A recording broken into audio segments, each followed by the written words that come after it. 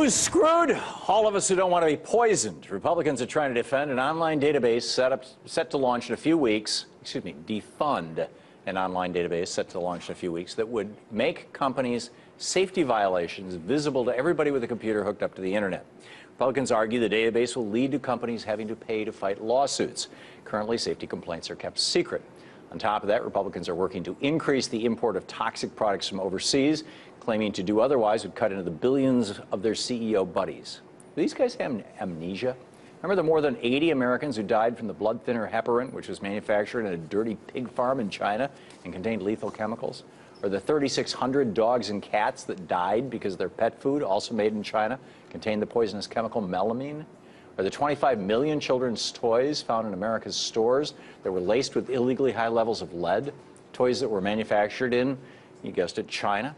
Or how about the 450,000 faulty tires we bought from China that could have killed American drivers?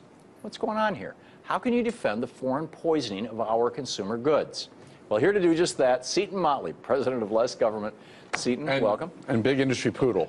Big Industry Poodle. Yeah, well, this is my new meme that that Scott Walker is the Koch brothers poodle, and you know. Except he didn't even recognize, he didn't even know his voice well enough to know that it wasn't Scott Walker. I mean, David Koch. You often have a hard time not interrupting. I thought maybe I'd share with you. This is Edison Factor. It's you can even have your own glass. I drink it. It's like natural Ritalin for ADD. I don't have ADD. Yeah, prove it. Yeah.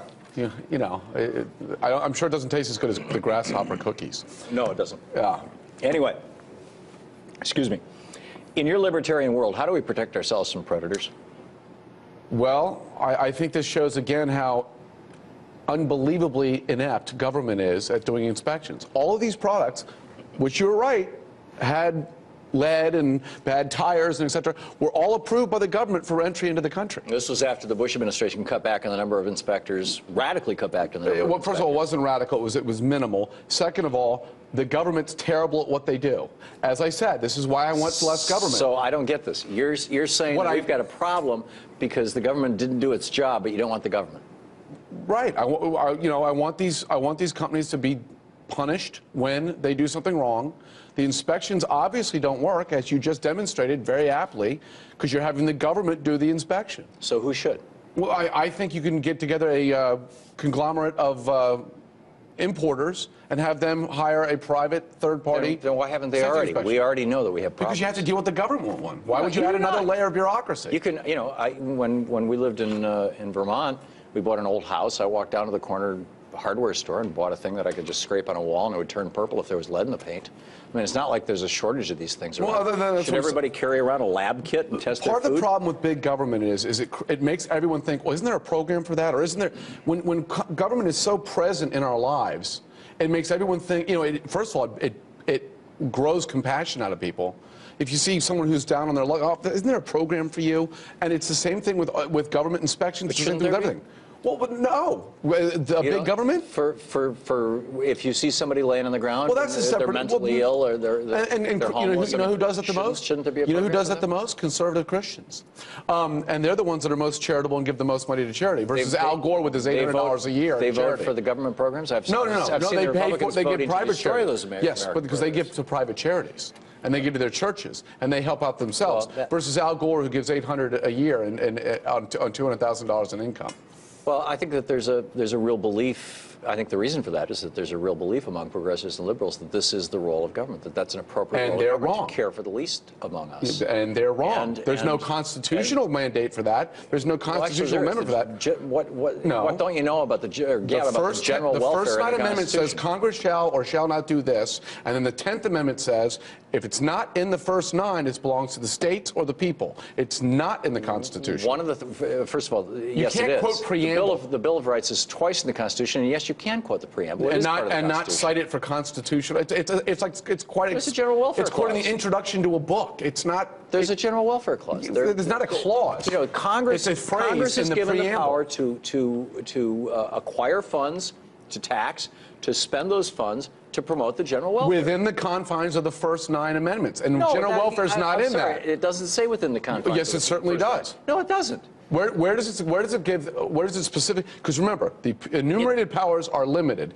If it's not limited, if it's not enumerated in the Constitution, it's not given. Where does it enumerate in the Constitution the federal government to do welfare? I'll give you an example. Where it says that the purpose of the Congress was there welfare in 1800? Yes. No, there was not. Yes, there was. No, George Washington was the first president to sign a bill to care for poor, indigent, and homeless people. George Washington. No, he didn't. John Adams also signed a bill for that. That's not true. That's absolutely not true. And the first veto of the James Madison administration, James Madison's first veto was when they wanted to change that from it being a government program to the government giving the money to churches to do. And James Madison, that's unconstitutional too. Well, that was his first veto. He said, and the reason why was he said churches shouldn't be involved in this. This is a civic function of government. No, well, now, he's wrong. This is the guy who's the father of the Constitution. Yeah, Seton, you need to check your facts. Well, no, you need to check your facts because what you're saying about George Washington is wrong. This. You've written a lot of books, and I've read some of them, and they're not all right. These guys, they care. Now, they were only carrying within the federal city, in Washington, D.C., because that's what they thought they were responsible for. But they were doing it. They ran the poorhouse in Washington, D.C. It was paid for with federal money. No, it was paid for with tariffs, actually.